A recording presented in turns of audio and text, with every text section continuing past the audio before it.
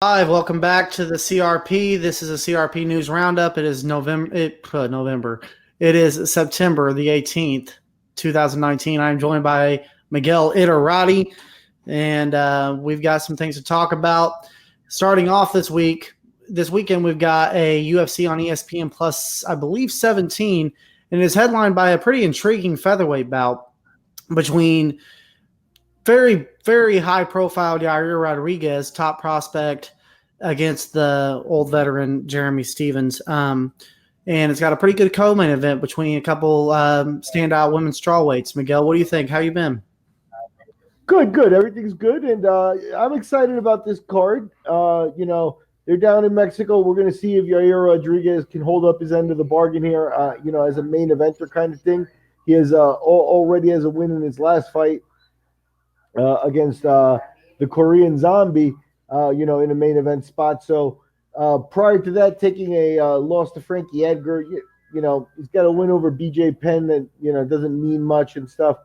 So I think they've been bringing him along. I think they would love for him to become, a Mexican star. I think, that's what they're looking for in the market, so to speak.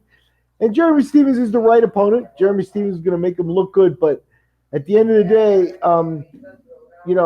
he had a 3-fight winning streak back in 2017, 2018, and that's come apart as he lifted the level of competition a little bit against Aldo and Magomedov. He's now 0-2, and I think that's what they're looking for here. I think the UFC would like to see him go 0-3, and for Yair Rodriguez to join the likes of Aldo and Magomedov at the top of the division. I agree, and I do want to note that some of the people might not know about Yair Rodriguez's last fight against the Korean Zombie. He actually has the record for the knockout. It was really one of the greatest knockouts ever at the 4:59 mark of the 5th round. And Yair Rodriguez was brought in as a very, very hot prospect, was running through guys. And that last performance is really paying off because when we look at this fight's going to be down in Mexico City. So this is definitely being aimed toward him, as well as the Mexican co-headliner and Alexa Grasso. And you got, as you see here, you got Grasso and Esparza in the co-main event and some other notable names down there at the bottom. But with this Jeremy Stephens, Yair Rodriguez fight, to me, this is kind of a gift to Rodriguez. They're hoping that he pulls it off. Jeremy Stephens has been in the sport for a very long time. And, this is but ultimately they're trying to groom a new prospect in a new part of the world down in Mexico City, giving him home turf to show off his talents against a favorable style matchup and a heavy-handed striker like Jeremy Stephens, who's going to play right into Yair Rodriguez's style. Would you agree? Yeah, Jeremy Stephens is there to, his style is not one to, avoid punishment in order to get the shit out. So he's going to be there to get hit. Yeah, I totally agree. And, when coming into this bout, you've got Yair Rodriguez at 11-2 in MMA. He's 7-1 in the UFC, and he's on a 1-fight win streak, as you noted. Jeremy Stephens coming in ranked number 8, Yair ranked number 7. Jeremy Stephens has a 28-16 MMA record, but that doesn't really tell the story. He's been an old vet for a long time, and he has a 16-15 UFC record. It's almost 500, but he has over 30 fights in the octagon. Has lost too, but they were against very tough prospects like Jose Aldo and Zabit Magomedov. So he's fought a lot of tough competitors in here. He's really the veteran here, and I think that he's been quoted by many people that believe he has the best power in the featherweight division. And the way that Yair strikes, he could walk into a big bomb from Jeremy for sure. Sure, it could go that way. That's the danger. But against Stephens, like you said, he's 16-15. I think that's very telling. I think that it's not a knock on him because he's a crowd pleaser and everybody loves to see him fight, and the UFC's constantly had him back. So you put the near 500 record aside because he's a showman. But at the end of the day, his technique only gets him so far, and he's lost about half his fights. And that comes from guys, you'd have to analyze them each individually, right? But in general, it comes from a certain level of competitor can work around Jeremy Stephens' power, and that is what Yair Rodriguez is going to have to prove today. Yeah, he's the quintessential definition of a journeyman at this point. But moving on to the co-main event, we've got a decent co-main event headliner between two Latino strawweight women. Carla Esparza, former women's strawweight champion, won the inaugural belt off the Ultimate Fighter, taking on Alexa Grasso. Esparza coming in ranked number 8 in the division. She's 31, 14-6 in MMA, 5-4 in the UFC on a 1-fight win streak. You got Alexa Grasso getting better with every fight, ranked number 9 in the division, 26 years old. She's 11-2 in MMA, 3-2 in the UFC. Came off a very impressive win in her last fight over Karolina Kowalkiewicz. I really like this fight, Miguel. I'm a big fan of Grasso. I think she looked great against Karolina. Her boxing has improved tremendously, but this is going to be a big test from her because she fought a wrestler not long ago in Tatiana Suarez and was submitted, and that seemed to be her Achilles heel. Well, now she's going in against kind of Tatiana Suarez light in Carla Esparza. So I think this is going to be a big test on how she's going to be able to deal with a strong grappler moving forward because she's in the top 10. I think the UFC wants to promote her. They're giving her a co-main event spot down in Mexico City. I think the UFC wants to be able to push her. She's a pretty face. She's a good name. She talks well. She fights well. She's entertaining. But this is going to be a big test against, like I said, it's kind of like Tatiana Suarez light. Like she couldn't get through Tatiana, but we know Tatiana's elite. Is she going to be able to handle Carla? Again, an interesting question for the Mexican fighter here. Again, the UFC giving the Mexican fighters the home field advantage here. They would like to see one of them break through or them break through and start to develop that star power that'll make, the Mexican market somewhere where they're going to want to be constantly, where they're going to be making good money. I don't think they're there yet, Cain Velasquez could have been that star, but it didn't work out that way for them.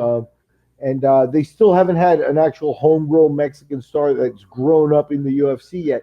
Yair Rodriguez, Alexa Grasso, they've started down that path here, and I think you're right. I think Alexa's got a little bit of a challenge here, just as Yair does. Esparza, with her wrestler base and a former champion, is definitely going to be the kind of girl, that with her pedigree gives Grasso some different looks and things. She's going to want to win.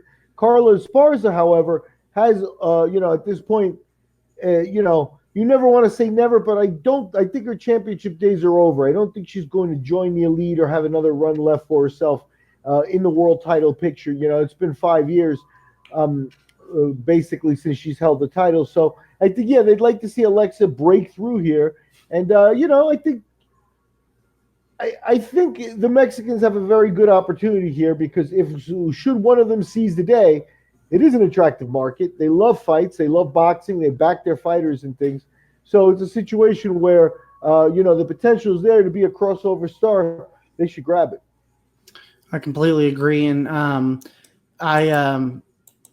will say that Grasso, I don't know if I can pick her in this fight going forward. But she has shown vulnerability, as I said, in the grappling department. So I do think this is a big test, but I think the way you put it about the UFC wanting her to break through with this, I think is accurate. But moving on here, you got to keep in mind she's 2-2 in her last 4 fights. She won her last fight, right? So it wouldn't even be a losing streak, but she desperately needs to avoid going, 3-3 her last, 6 fights. She really, now if she's going to be a star, she needs to grab this one and move forward. Totally agree. We also got a flyweight bout here between Askar Askarov taking on Brandon Moreno. And this is a division, Miguel, we talked a lot about. We didn't know for sure if it would even be around. Brandon Moreno, they decided to keep this division. He's ranked number 9 in the division right now, only 25 years old. I remember the only time I've really ever seen that I can remember a fight of him was his main event decision loss to Sergio Pettis a few years ago. But he's 15-5 in MMA, 3-2 in the UFC. He's on a 1-fight losing streak, but that winning streak, but that was in the LFA because he went out of the UFC for a little while the UFC was deciding what they were going to do with this division. This Askar Askarov, though, 26 years old, undefeated in MMA. This is his UFC debut, so they're giving him a big opportunity in his debut to go against a top 10 guy in a division that desperately needs some talent, needs some faces. But here you got Moreno and Askarov. And this flyweight division, I'm glad they're keeping it, but right now I do understand that it's very stale. They need some talent coming into this division. And I don't know for sure if this is going to be a fight that produces something like that. But when you see an undefeated guy who's getting a main card slot against a top 10 ranked guy, they must believe something about this kid. Ask Karov. Yeah, I recommend checking who his training partners are and things. He comes from Dagestan, which, is basically been a hotbed for UFC fighters recently. He's kind of a new face type of thing, but there are a lot of, Southern Russian fighters in the UFC right now. And he now becomes one of those types of fighters in this weight class. So we know what he brings, a lot of aggression. He'll bring a solid ground game, but he'll bring aggression, and he'll be very complete. And they'll, have a lot of discipline, and they come from, a place that's been at war throughout their youth and things like that. So they come with an extra little bit of hardened temperament, And I think 10-0 coming into the UFC in this weight class, they may very well be thinking this might be one of those guys. He just has to get his feet wet. Absolutely. And going on down the main card, I always like to profile somebody if they're ranked. Here we got Irene Aldana taking on Vanessa Melo. Aldana coming in ranked number 10 in the women's bantamweight 135-pound division. She's ranked number 10, 31 years old, 10-5 in MMA, 3-3 with a 500 record in the UFC. She's on a one-fight losing streak. This Vanessa Melo is another person who's 31 years old, but she's also another person making her UFC debut on the main card, 10-5 in MMA, but she's won her last 5. I don't really know a whole lot about her, Miguel. And I have seen Aldana fight. She's kind of a journeyman right now at women's bantamweight, and just a couple other fights that I wanted to show a little bit on this card. You got Sergio Pettis deep in the prelims, which is kind of surprising with how thin the card is, but he's fighting another flyweight bout. He's going to drop him back down to 25. And also you got Sajara Eubanks demoted down to the prelims, taking on Betch Correa, former UFC title contender against Ronda Rousey back in the day.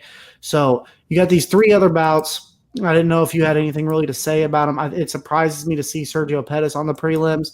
Sajara Eubanks coming off, a couple losses, and Betch Correa really become kind of a journeyman since her fall from grace from the top of the ranks at women's bantamweight. But that's where we're at with the rest of the card. Really, that really stands out. Do you have any thoughts on those names that I brought up?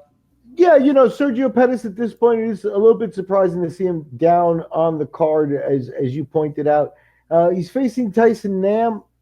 Tyson Nam has a lot of fights at this point, coming up on 30 professional fights. So it's definitely a fight where I don't know if he's going to be, obviously he's going to be favored, but I don't know if, I think it could, as the makings of a better fight than they're putting it on there. The bottom line with Tyson Nam is he made a brief splash earlier in his career when he beat Bellator world champion Eduardo Dantas when Bellator was letting their fighters continue to fight in Shudo and other events.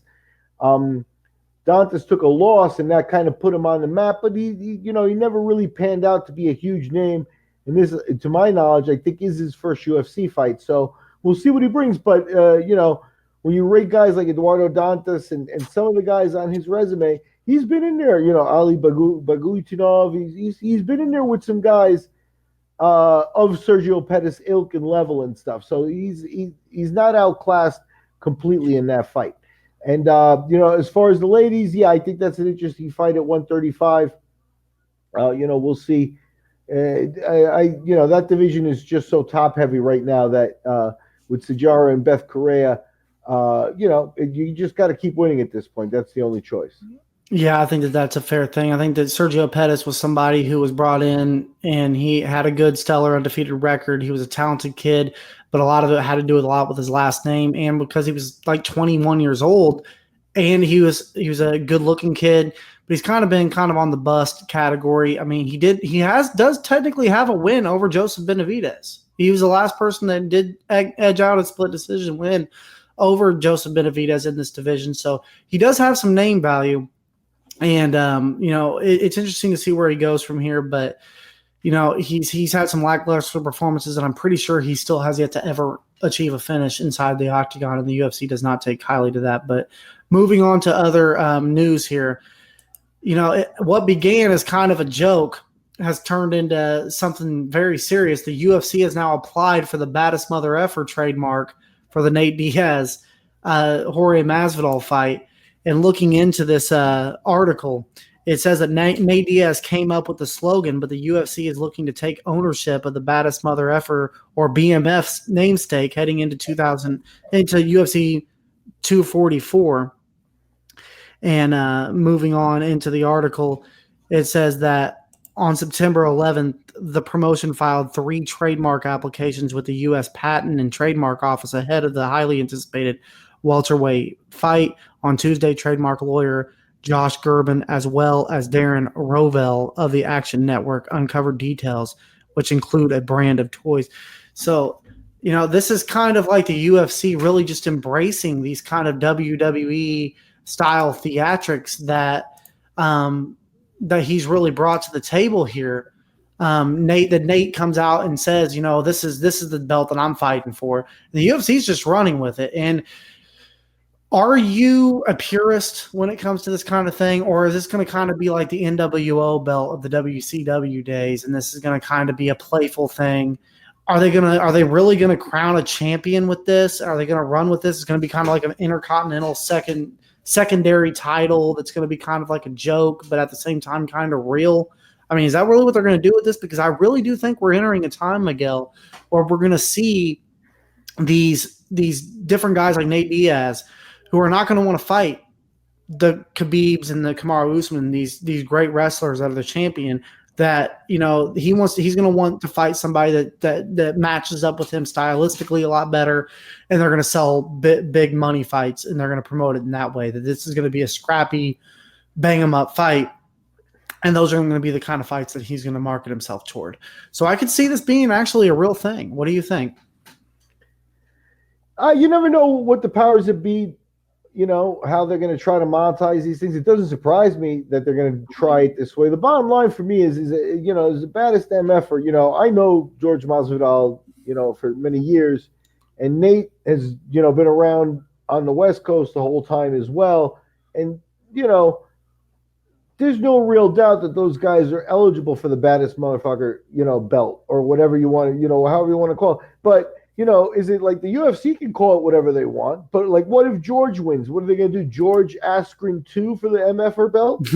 Askren didn't belong in that category. This is about street cred. You know what I mean? So it's like you always got to go back to Nate and be like, Nate, does this guy even deserve a title? It's a mythical belt. It's not. It can't be a real belt, in my opinion. Could it go the other way and they try to do something with it? But again, like I said, the MFR title is about street cred. Ben Askren is a fantastic wrestler, fantastic athlete, fantastic fighter, decorated everything. But he's a nobody. He's a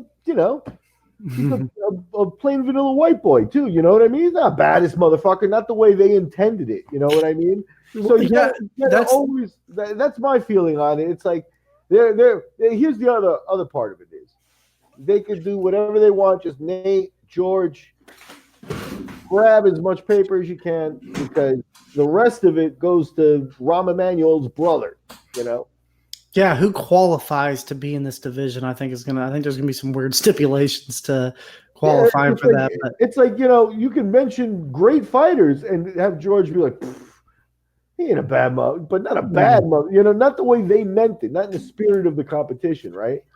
I do like not in the like, when you're at your not the kind of guys who are at their most dangerous when they have their hands behind their back. You know what I mean? That's a bad motherfucker. A guy who will go up and slap a guy in an interview. And George proved it, 10 years ago, 15 years ago when he was coming up, that was his style. And he did it in England recently where it don't change. And Diaz is another guy. It's like that don't change. A lot of guys change too, It's like, hey, you may have been a bad motherfucker, but you ain't anymore, kind of thing. So yeah, I think that they better leave it as a one shot and not try to make something or force something with the title. I do like that the UFC is playing along though with this and they've already gave him the headliner at MSG. So I think that this is pretty cool that they're going to play along with this and give them, and they're really going to create a belt for this, and they're going to try to trademark the name for it. So I think it's interesting. I think it's Get paid. definitely, Just go get paid, guys. yeah. And I think that the fight sells itself though without any sort of additional Yeah, but trade. I mean, for BMF, it'll make great T-shirts. People will buy them and stuff like that. So it's like they're going to make money, and that's what I said. Don't let Rahm Emanuel's brother make all the money.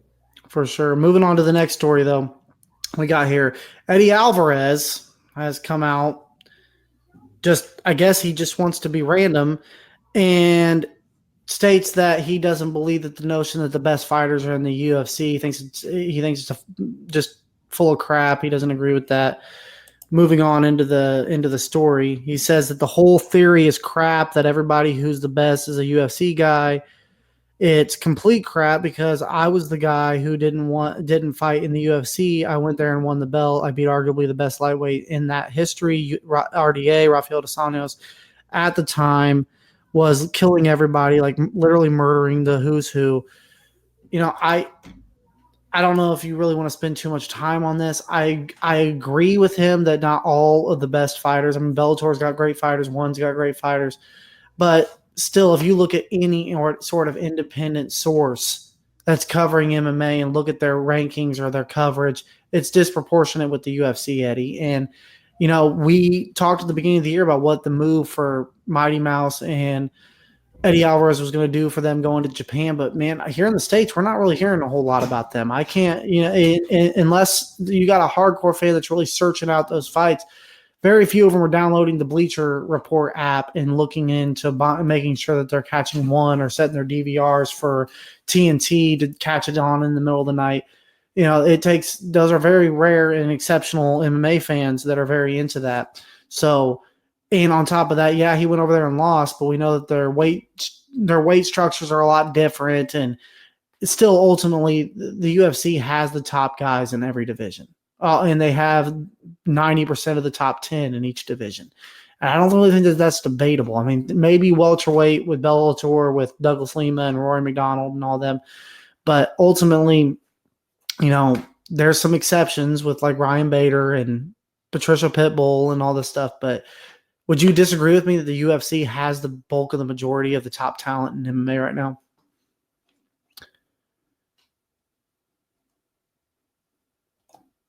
I can't hear you, Miguel. Can you hear me now? Yep. Okay, I had a pause. I'm sorry. But I think I would wave a little flag when someone like Eddie Alvarez speaks. Because Alvarez, as he says, he has been around. He's been a person that did take his own path through his career, and he's done pretty well for himself. You know what I mean? And he gets to call himself a UFC champion at this point in his career. And what I would say is this. I would say you name Bellator, you name one. There's probably a couple of organizations in Russia, maybe KSW in Poland, and a couple of places like that where the fighters can actually make a living fighting there. Okay? Now, once an organization has achieved being the lone employer of a fighter, then from there you can go. Now, the UFC has 20 years of that, right? Or 15, 8, whatever it is. It's going to be hard to overcome that. But I would say that, Alvarez may be right in, how, keep in mind, just let's go through the fighters from Dagestan in the 135-pound division.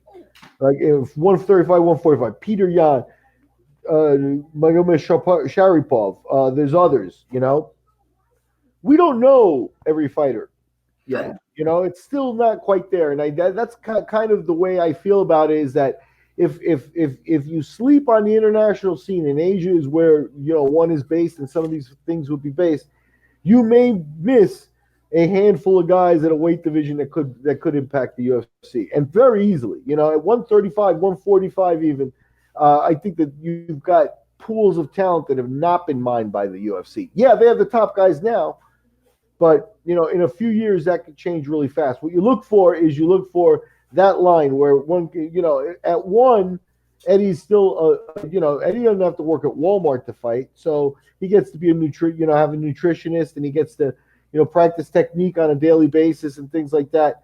And if you're not a full-time fighter and you're just fighting part-time, that's the first line of defense. That's the first line of difference. Many people go to the UFC, come from a world where they're like, yeah, this is the first time I'm really going to, take that step and be a professional fighter permanently full-time. Eddie didn't go that way. He'd already been with Bellator. He'd already been to Japan and was making, a living that he didn't have to fight that way. So, the UFC is still amazingly dominant, but, I don't know, 90%, maybe it's 70%. That would be the only argument I could make, is that we might not be have the awareness yet. But 3 years ago, we didn't know who Magomed Sharipov was or any of those guys. And right now we're experiencing a wave of those fighters from Russia that, I don't see it stopping, because they've always been, when you go back to wrestling in the 70s and things like that, they've always been elitists in terms of trying to get their wrestlers out there. Georgians, Southern Russians.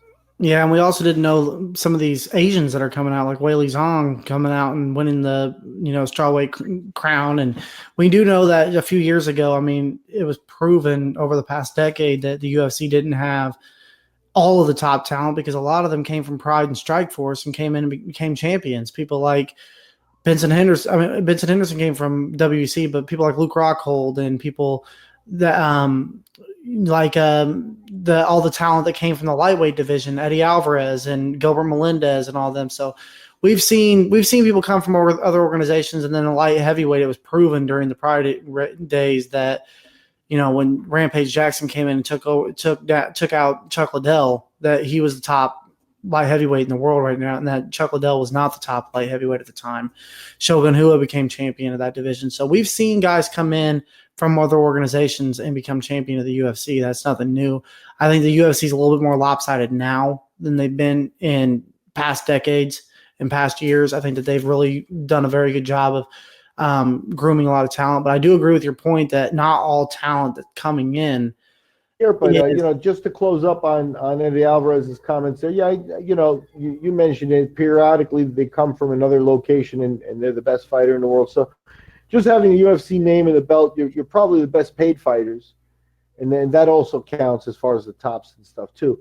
But technique-wise and talent-wise, I think you're starting to get a more level playing field as more companies worldwide are able to pay a fighter's salary in such a way that that it sustains them, so that they can fight and lift themselves, Yeah, and I definitely agree that not all talent's being groomed under the UFC umbrella, but I would say that it does seem like they're all being led into the UFC, and we've lost Miguel a little bit. But moving on from here, going on, I'm going to wait to see if Miguel comes back, and there he is.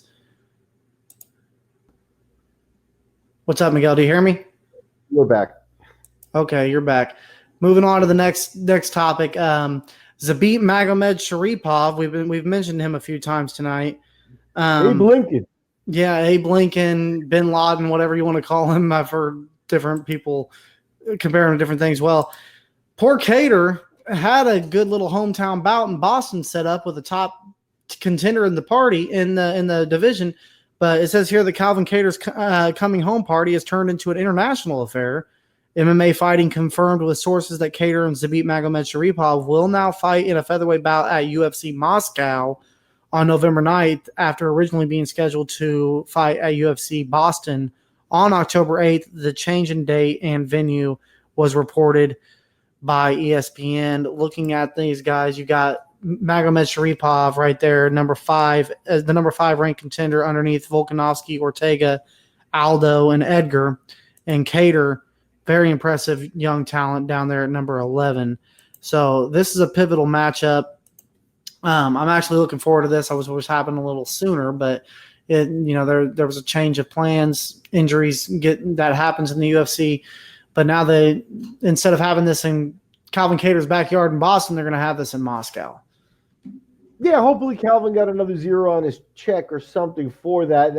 I consider it to be a change, giving up a major advantage, so to speak. The travel, the language, everything, Russia, fighting a Russian. Yeah, hopefully he got a little bit more money. My understanding is that Magomed Sharipov went on his Hajj. He went to Saudi Arabia for the, to Mecca as Muslims do. I don't want to talk more about it because I don't know, but I did see some social media pictures where he was experiencing that trip, which,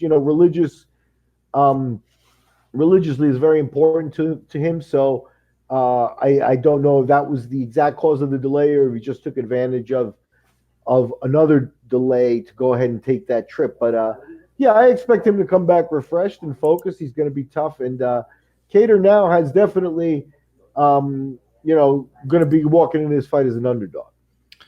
I completely agree. And I do definitely think that these are two of the top talent in this very, very interesting featherweight division that I think has a lot of young talent.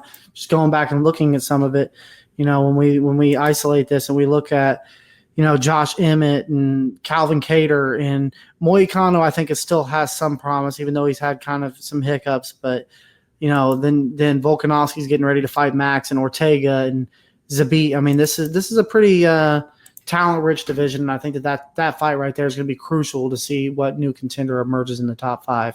Final story of the day, though, Miguel. Paulo Costa, speaking of another top contender, this one a number 1 contender now after his very close, razor-close barn burner of a fight with Yoel Romero.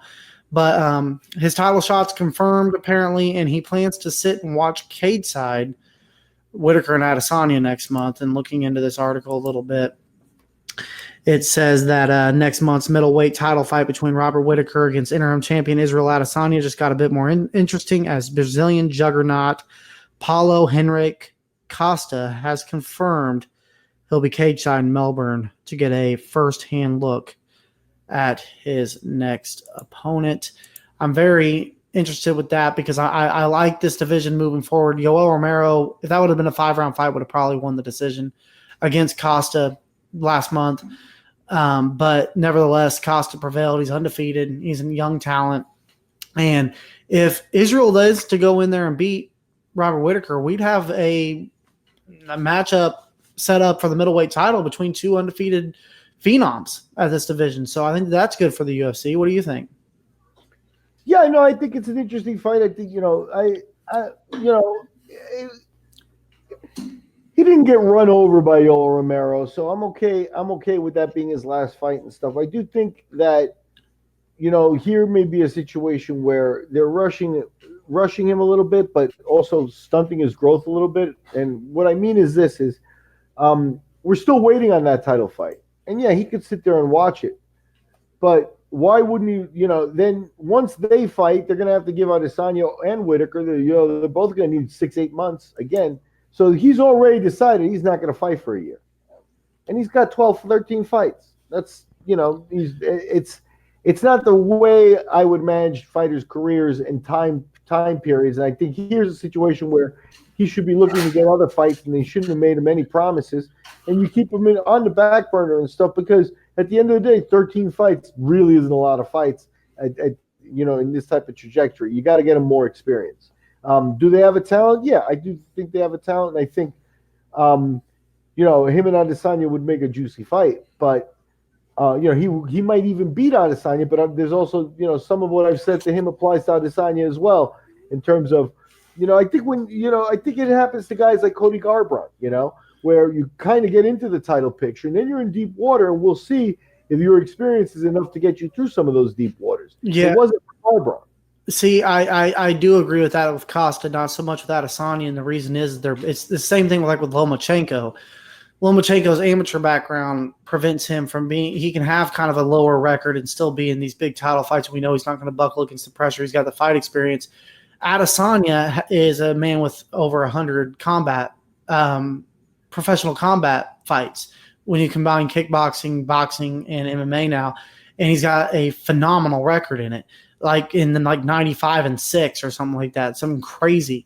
So he's undefeated in boxing, MMA, and was like 75-5 in kickboxing. So he's got a tremendous amount of experience. And one thing we see this often with young talent, where they pick up the offensive game very fast, but their defense sometimes takes some time. And we saw some defensive holes against Yoel Romero, and I think really groomed strikers like Israel Adesanya and Robert Whittaker. I think right now I totally agree with you that I think Costa, might be a little too soon, but nevertheless, it'll sell. And we know that the UFC right now and MMA has a framework that pushes fighters pretty fast. So I think that's probably what we'll get. Yeah, it makes sense. I'm not saying it's going to be a bad fight, but I'm just saying, caution to the wind there, because you could still – that opens up a situation once again where someone like a Michael Bisping, like a really experienced guy who knows how to manage a fight, will take his chance with a guy with 13 fights. You know what I mean? And, I'm not saying that Bisping would break through against Costa or Adesanya, but I'm saying you're setting up that scenario where a real veteran, like a Jeremy Stevens type, like a guy like that could still manage a fight and make a guy with very little experience look bad. So interesting days, but, I'm really looking forward to the stadium show in Australia. I think you're going to get a great show, Whittaker and Adesanya first. The fact is Whittaker is a guy that we haven't seen in a little while, and I'm kind of eager to see what he's got, because if he can get through Adesanya, it's going to be him against Costa, and that's a great fight too. Mm-hmm. Yeah, I'm definitely. I think that those are the two top middleweights right now. And I think that that's going to be a spectacular fight, spectacular spectacle. I think it's going to be great for MMA, great for that market down there in Oceania. So that's the next big pay-per-view that we have. Pretty much all these next few weeks, we're just going to really be aiming toward that. We'll spend a lot of that on Fight Week covering that. But for now, it's been kind of a slow news week a little bit, as you've seen with this podcast, just, covering a little bit of the news that came down the pike. Got a big card this weekend with a good featherweight bout. But I'm going to sign off here with Miguel Iterati. Any last words, Miguel? I did want to address one other issue here, and I just want to get your opinion on it, because I don't think it's a good thing. But I want to talk about Donald Cerrone's comments after the fight, because, after this last fight this last weekend, I think in the wrap-up we spoke how he really didn't look all that great, you know what I mean, in terms of, the whole head down on the canvas and, froze up in certain positions and things. So I didn't like what I saw him. Now he's making a call he wants to be 50 UFC fights. Now, he's coming up on a 36-13-1 record, so he's already had 50 fights. But if he wants 50 UFC fights, he's about 10 or 12 away. And I would say, man, no shot. No shot. Somebody needs to be smarter at this point, because he's, at the level he's at, it doesn't make any sense. And I don't think he's got 10 or 12 left in his body that way. So just one of those things where it's like the fighters have to be you can't let them make the decisions, is the bottom line. Because if Cerrone will say it now, he wants 50 fights, and then dogmatically he will work towards that 50th fight, focus just on that, and not really on taking care of himself. And I think it does come down to taking care of yourself. And I wanted to mention it again. The end sequence of that fight, I think, was more disturbing than anybody is saying anywhere. I would agree with you. I just, he's still been somewhat competitive, and we see how long it takes somebody like BJ Penn to get out of the octagon, and for them to pull the plug on him. It took him getting knocked out in a street fight for that to happen. So I think getting Donald Cerrone to really be drug out of there right now, I think he's going to be fighting as long as he can. He seems to really be one of those guys that just loves it, and he just seems like the type that's going to crack a beer on his off time, and he's going to say F it and just walk on and not even care, and he's going to get back in the octagon because he's a fighter and that's what he does. That's his mentality. When does his family step in, and his wife, and him maybe using his kid as a potential motivation to step away? I don't know. I think he wants to break records. I think he wants to be he already knows. He keeps talking about stuff like, I'm going to get the belt and all this. Like, well, nobody believes that at this point, but he can get like some longevity records that might never be broke, but I don't think anybody wants to see that anymore. I think people are getting to the point where They're pretty ready for Donald. Close to longevity. He's right there with the longevity guys already, and the wins, and the this and that, and the other thing. The most fighter performances, and blah blah blah blah blah. He's already a Hall of Famer and an all-time great. So that's the point. But there does need to be somebody who analyzes that when he gets dropped in a fight and he's on one knee, putting a fist up the way he did is not a martial arts defense. He's frozen in some type of Goku pose, like I said, for lack of a better term, but his brain and his body are not communicating, and that to me is a neurological issue. He also got frozen when his forehead was on the mat, and he's sort of moving here. I guess this is what counts as a martial arts defense now. And you've got the other fighter asking the ref, "You want me to keep hitting him?" Gaethje behaved very, very compassionately in that fight. I think you got to agree. But all those signs together, and then the cringiness afterwards, where he's trying to, move on from the subject, talking rematch, talking 50 fights afterwards. This is overcompensating for to try to make nothing I see from Donald Cerrone is positive for Donald Cerrone in that way. You know what I mean? So I would like a good set of neurological exams and things like that if he's going to get back in the octagon, and then you go from there. I'm not ruling out his career, but I think 12, 13 more fights would be almost criminal, And I don't think the guy needs to be knocked out in the street for Dana White to say, "No, I'm not going to get you any more fights." And that happened with J. Penn around 2014. I think me, you, Chad, and maybe even throw Amanda in here. We need to get on here and we need to have a full hour talking about the efficacy of promoters and sanctioning bodies. At what point does it become exploitive to let them into the octagon? And even when they're contractually allowed in there, but we'll get to that. I do gotta go though, Miguel. But I do totally agree with you. I think that's a great point. Next time we do this, send me a link, and I'll be able to throw it in here because that is something that we should be talking about. Because I do believe it gets a little exploitive when we start seeing people like BJ Penn and just something that we've talked about on here before, Chuck Liddell getting in there with Tito Ortiz. It starts with an overseeing body really fast. It starts with an overseeing body because, as we've seen time and again, from the lower levels up to the highest levels, the fighter really isn't the right person to make that decision. Mm-mm. So that's a great point. With that, we can close the roundup. Thanks, Devin. No problem, Miguel. It's good talking to you. This has been a CRP News Roundup. We'll get on here probably Saturday morning when I get home or late Friday night. It depends on when I get here and cover whatever news comes down the pike. Send me some links and we'll talk next time. All right, bro. Talk to you later.